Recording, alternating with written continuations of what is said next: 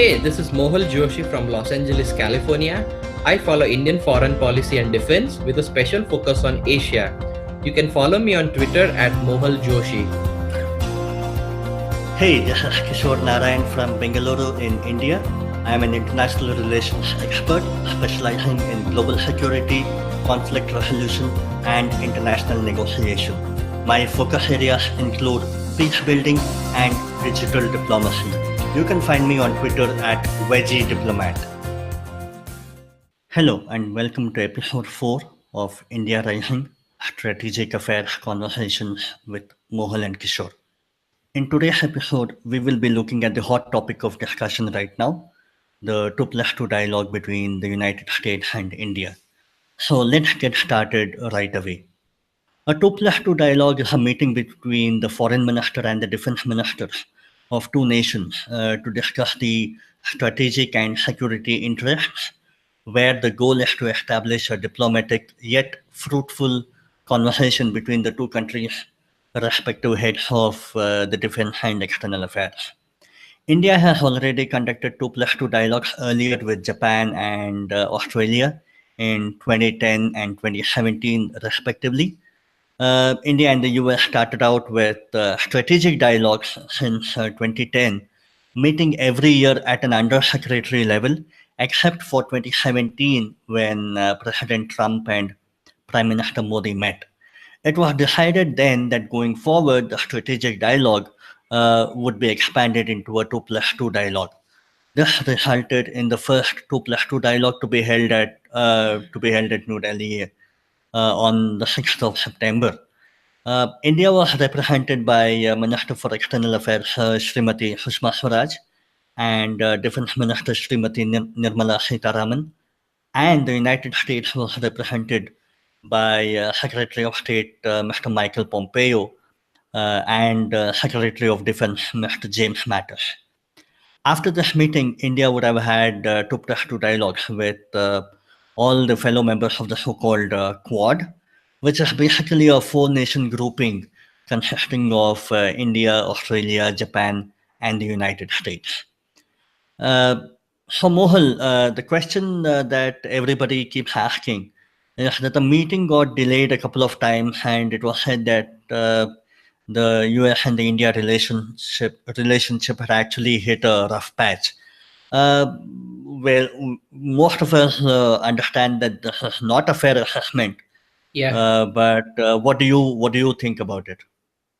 See, the first postponement was on account of the former Secretary of State Rex Tillerson's removal, while the second time around, I believe in July, the 2+2 meeting was scheduled, but then President Trump sent Mike Pompeo to North Korea to resolve the vexing nuclear weapons issue case. So it was unfortunately delayed twice. Now the delay in the talks, it's like it suggests that it's a more like a mundane reason of scheduling issue rather than a deep conspiracy or a deep souring of the ties between the India and the US. Bilateral cooperation, including defense, has grown by leaps and bounds over the last few years. So let me give you a couple of examples just from 2018 or this year. So in May, the US Defense Secretary James Mattis announced that the Pacific Command has been renamed the Indo-Pacific Command. James Mattis emphasized that this was a recognition of the changing reality and the critical role that India was going to play in shaping the future of this very vital region. So he said, and I quote, "We need to recognize the growing significance of the Indian Ocean, the Indian subcontinent, and India itself." So I wanted to make certain that the title reflected the reality. And even during the 2+2 meeting, which just got concluded yesterday, the joint statement said, like, and I quote, both sides committed to work together and in concert with other partners towards advancing a free, open, and inclusive Indo-Pacific based on recognition of ASEAN centrality and on the respect of sovereignty, territorial integrity, rule of law, good governance, free and fair trade, and freedom of navigation and overflight. So this was like basically a pointed reference to no doubt China, and the statement further said that noting the infrastructure, the noting the importance of the infrastructure and connectivity of Indo-Pacific, both sides emphasize the need to work collectively with other partner countries to support transparent and responsible debt financing practices in infrastructure development, which was basically calling out the OBOR BRI initiative by China, which is turned into a debt trap for several countries which have embraced Chinese loans in the recent past. Right. The Right. other example I wanted to give was just a little over a month ago, the US granted the Strategic Trade Authorization number 1 status to India. Now, India was used to be in a STA 2 category. It has been upgraded to STA 1 category. So what this does is it just eases regulations for advanced defense and aerospace exports to India. Interestingly, India is only the third Asian nation to be on the list after Japan and South Korea to have this designation. Traditionally, the US has only placed its closest allies in the STA 1, who are also a member of the four export control regimes, the MTCR, the Wassenaar Agreement, Australia Group, and NSG. And curiously, Israel, which is one of US's most staunchest allies on planet Earth, hasn't been given this status because I guess they haven't signed many of these control regimes.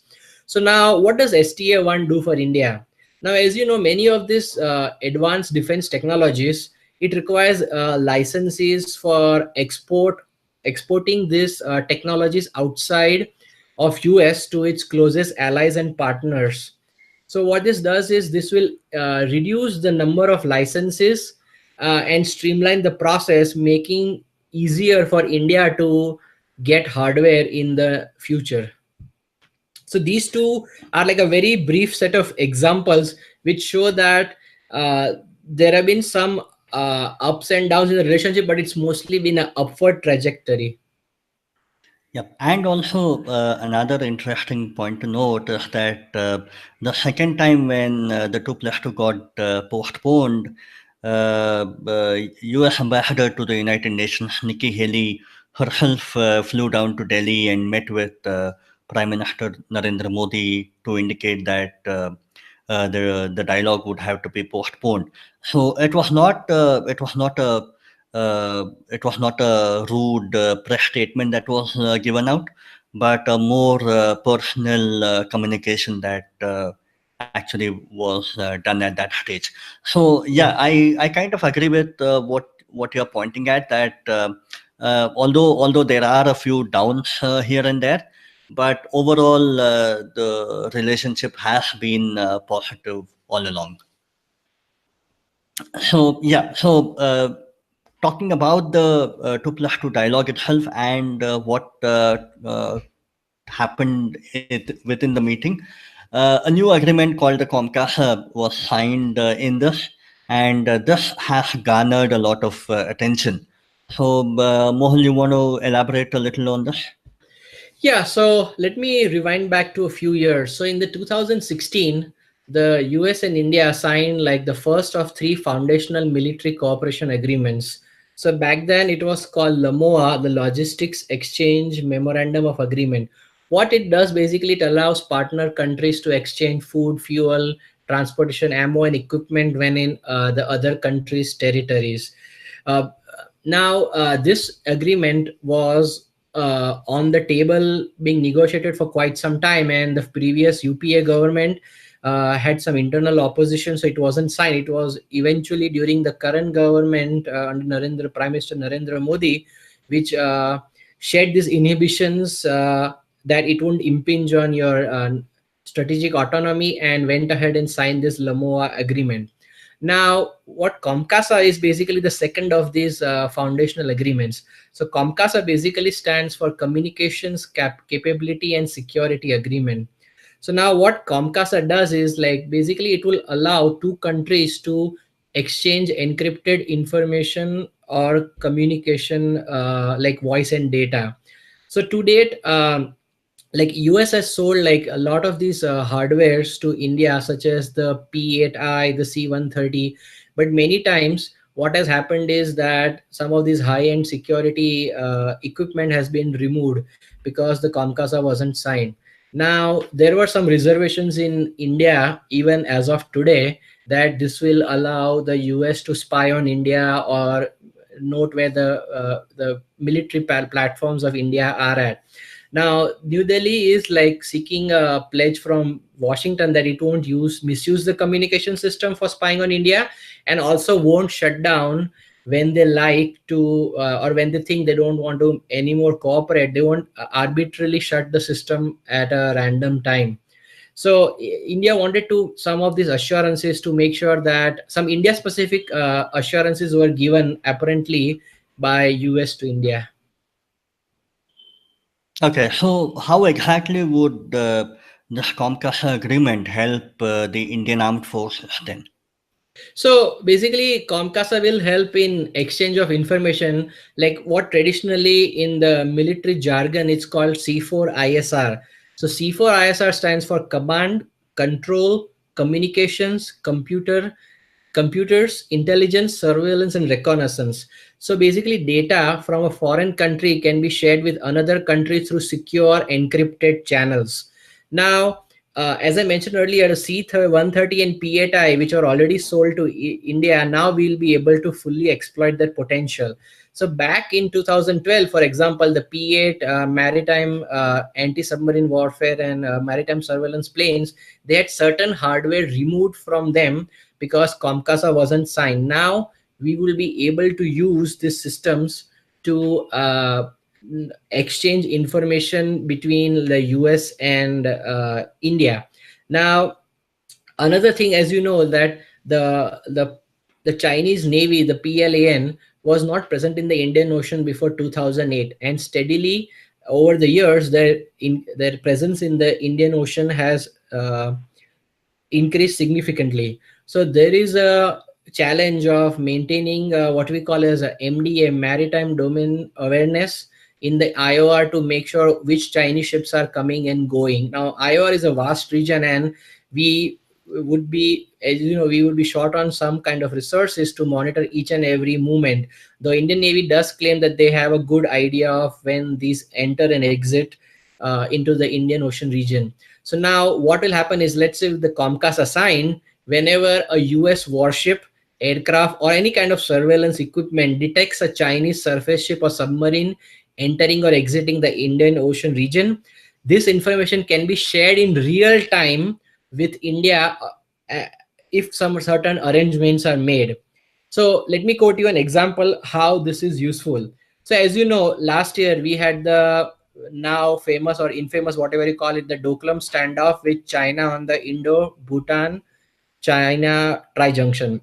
So what happened is India had a good idea of what was happening at the standoff point, but if they didn't have a good idea of what was happening beyond it, inside well inside China. So what India had to do is India had to rely on US to obtain information. So the US did help out with information, but it has to be physically passed through several security layers to reach India.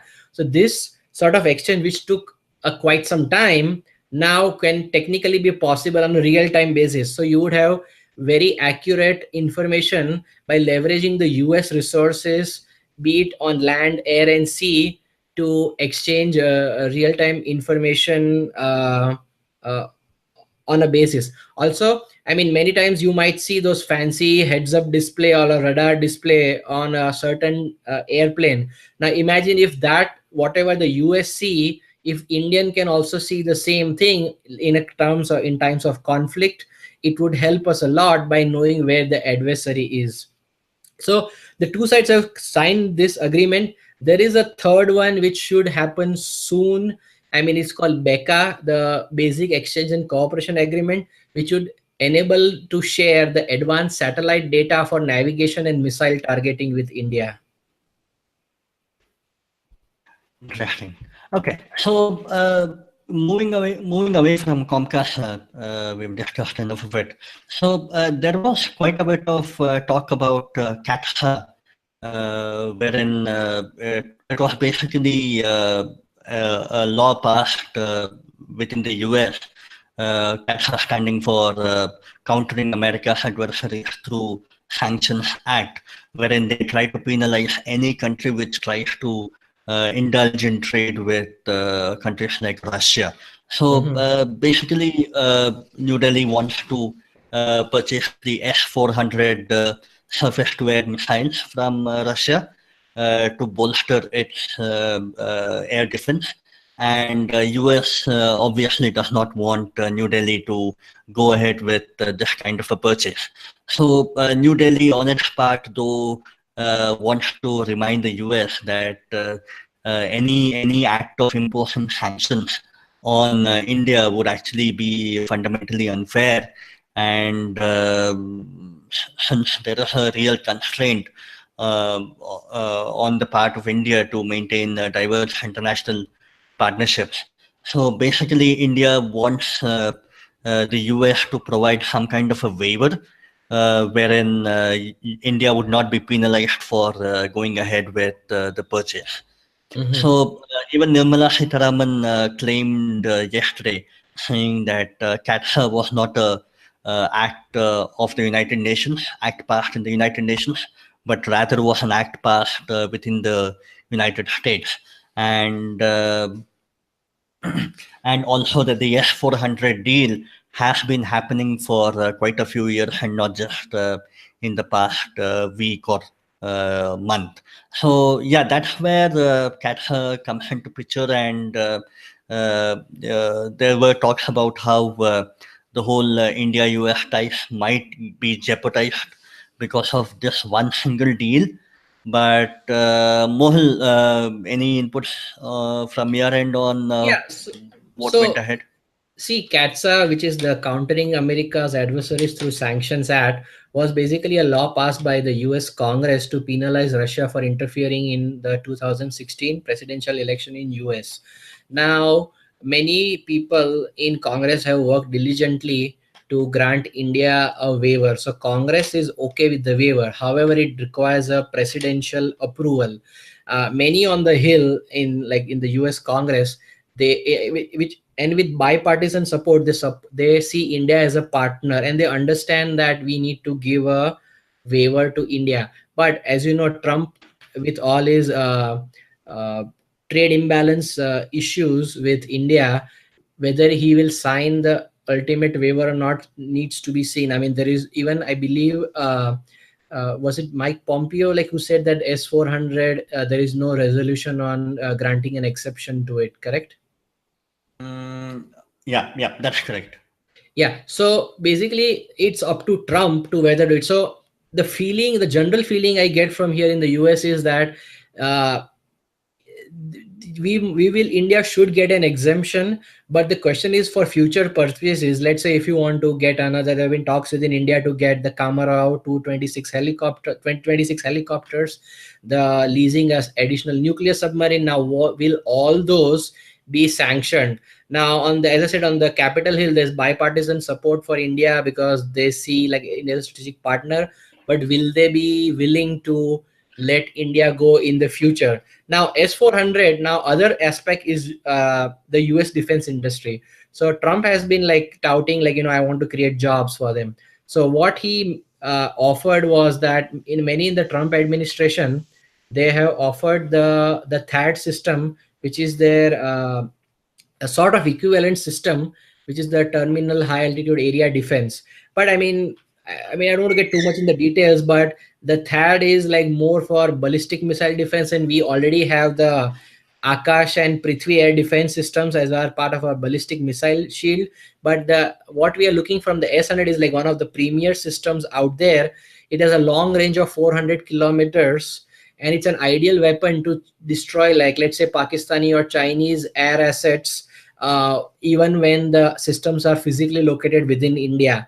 So the long reach gives us a leg up in terms of countering aerial threats, in terms of airplanes, UAVs, early warning systems from the Chinese or the Pakistani side. So again, to the Trump part, like, he wants to increase jobs and he wants to increase the military sales to India, so to create more jobs and reduce the trade imbalance. So it will be interesting to see in the future whether they give a one time waiver, and how this will affect the future purchases.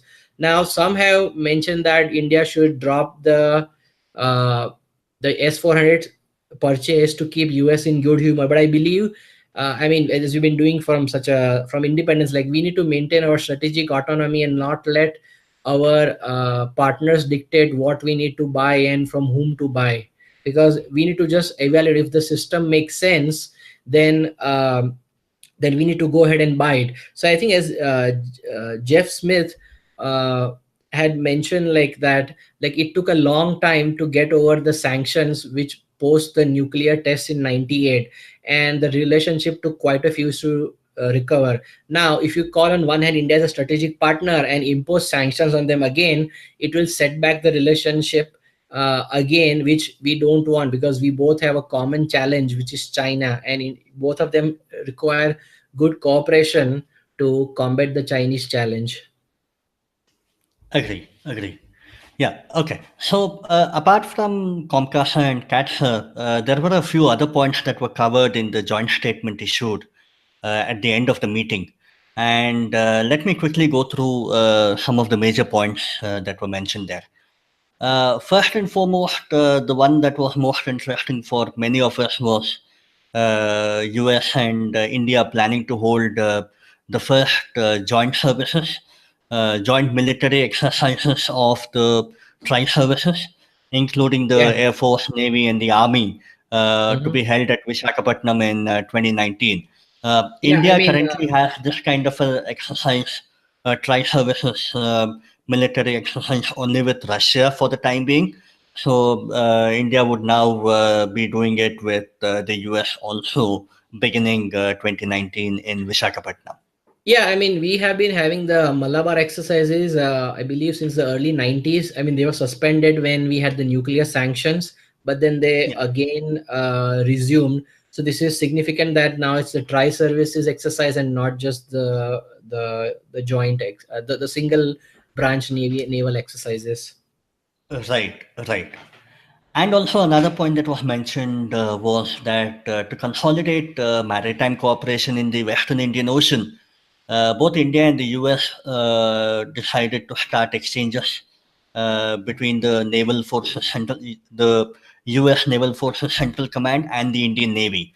So for people who don't understand how the US looks at the world, the US actually splits the world into multiple commands, and to the India and to the right of India, as you see on a map, is what is now called as the Indo-Pacific Command, and to the left of India is what is called as the Central Command.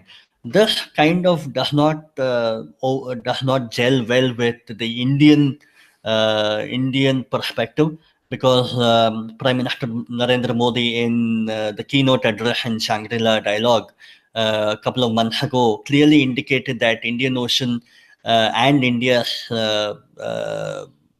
influence in the region stretches all the way from the eastern end of Africa all the way up to the Malacca Strait and further. So this did not gel well with the U.S. Distinction. So now, with this kind of agreement to have a maritime cooperation where a naval officer from India would go visit and work in tandem with the Yeah. Central Command in Oman, this confusion would actually be taken care of.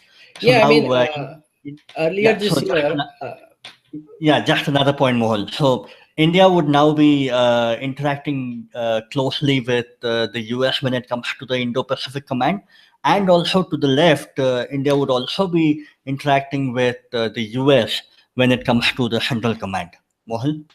yeah, so one of the points I wanted to make is earlier this year, it was mentioned that a naval attaché would be liaising, liaising with the US CENTCOM, which I think I don't know if this would be an extension of that, or this is that exact same announcement being made in a different manner. So that will be interesting to see how this works out. Interesting. Interesting. Okay, so another point which most of us had already guessed was setting up of a secure communication between the Ministry of External Affairs of India and the US Secretary of State, and similarly between the Ministry of Defense, the Raksha Mantri, as we call, of India and the US Secretary of Defense, to help maintain a regular high-level communication on emerging developments. Uh, in common language, this is generally called as the hotline. So effectively, India and the US would now have two hotlines. Yeah, the curious part in here is that usually hotlines are established between adversarial nations to make sure that tensions don't rise beyond a certain limit. But this is probably one of the few occurrences where two friendly relations are establishing a hotline, which I believe is to just ensure they have a secure line of communication quickly rather than going through several official channels to communicate on a much faster basis. Yeah, I would have to agree with you on that. Yeah. So the other thing, the other point that was mentioned in the joint statement was something that India kept mentioning all along.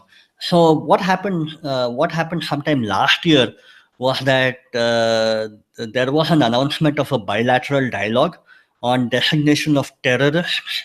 This happened in 2017. Thereby, what happened was that the US actually went ahead and named terror groups and terrorists as global sponsors of terror and so on and so forth.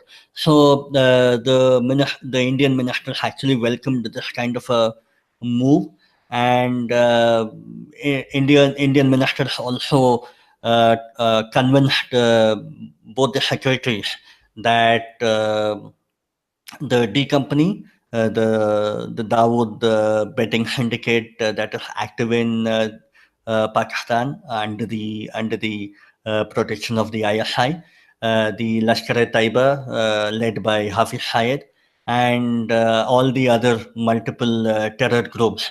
They all continue to flourish even under the new regime in Pakistan, and the US kind of acknowledged the concern shown by India, and they've kind of agreed that they would continue to work closely in terms of identifying the terrorists and also to identify the flow of funds for these terror groups. So this is yet another instance where India and the US look eye to eye on the issue of terrorism and funding these terror groups. Okay, so the other thing that came up was India welcoming the recent US North Korea summit, and the two sides also pledged to work together to counter North Korea's weapons of mass destruction program and to hold accountable all the countries that support North Korean nuclear program. Interestingly, when about a month prior to the Singapore summit between President Trump and President Kim, our Deputy Minister for External Affairs also had traveled to Pyongyang to talk with the North Korean officials. And thereby, India continues to be on top of all the happenings when it comes to the US North Korea talks.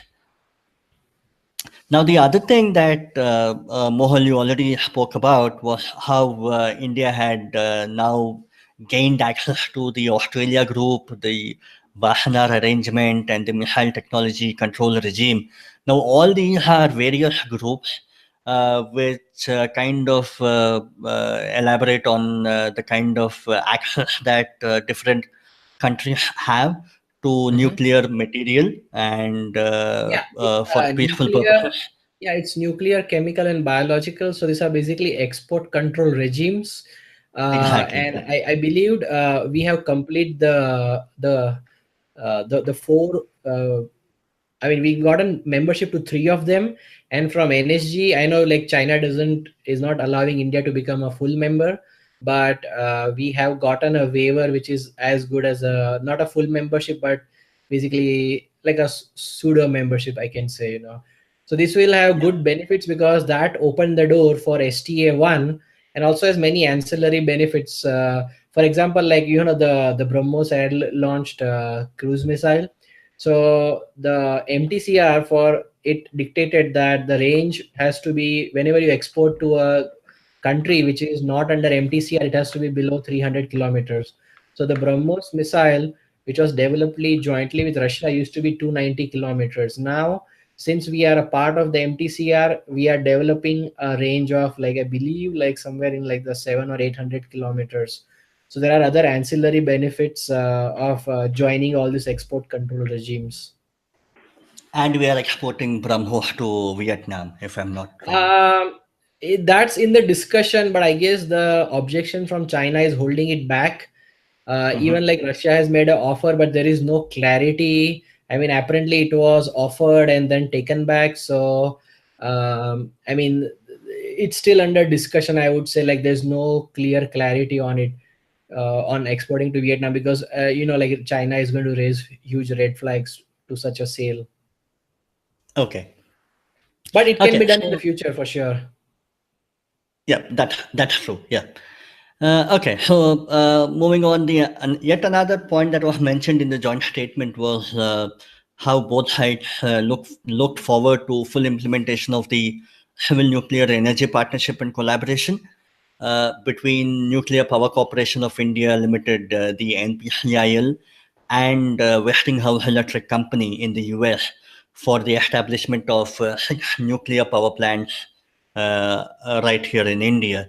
And in addition, India also urged the US to ensure a non discriminatory and predictable approach to the H-1B visa process that is being followed right now.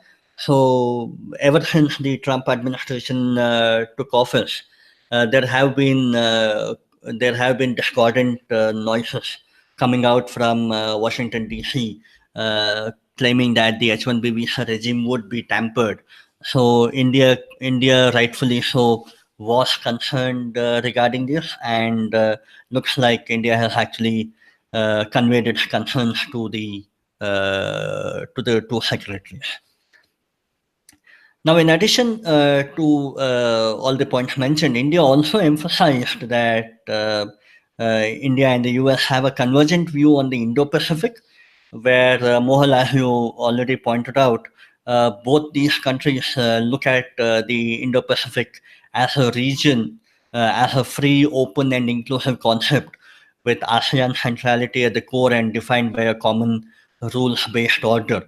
Obviously, taking a dig at China when it comes to Yeah, freedom of navigation and of operations in the East and South China South Sea. China Sea. Yeah, Yeah. that's correct. Yeah. Okay, and the last point that was mentioned in the joint statement was with regards to Afghanistan. A point was made wherein it said that both countries discussed the efforts being put to promote an Afghan-led, Afghan-owned, and Afghan government-controlled reconciliation process in an attempt to bring together all the ethnic groups and political formations. Now, for me, this was interesting because India by itself does not recognize Taliban, and the US is now kind of having direct talks with Taliban, even bypassing the Afghan government. So India may have to reluctantly agree to work together with Taliban whenever Taliban comes into the limelight, whenever Taliban comes onto the front stage. So this was something interesting for me, and I will be keenly watching out on this regard. Yeah, India is caught in a quandary because, as you said, they haven't had relations with the Taliban. Now, US under Trump like wants America first policy where he wants to withdraw from the world stage. Part of it is being withdrawing from Afghanistan now. As a part of the reconciliation, like Taliban has to be included in any final peace deal with the Afghani government. And this puts India in a country that if Taliban is going to be one of the main parts of the future Afghan government, how do we deal with this situation and we prevent it from collapsing into chaos like it did after the Soviets withdrew from Afghanistan in 1989. Agree. And I Okay, believe so just last week, I think, or last month, there was this talks in Moscow for the between all the various parties, and even India wanted to participate, I believe, and I think the Afghanistan government withdrew at the last moment, I believe. right, Russia kind of spoke with Taliban without actually inviting the Afghan government. So that Yeah. was interesting. Hmm. Okay, so these were the topics covered in the joint statement. Now, one issue that did not feature in the joint statement was about the Iranian oil being imported by India and how India was planning to ask the US to provide a waiver in this regard. Now, everybody knows that the US has reimposed sanctions, economic sanctions on Iran.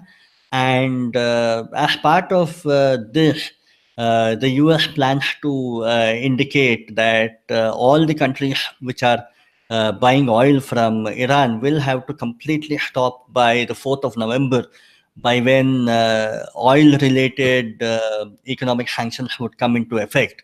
So, India relies heavily on oil import, and Iran is a major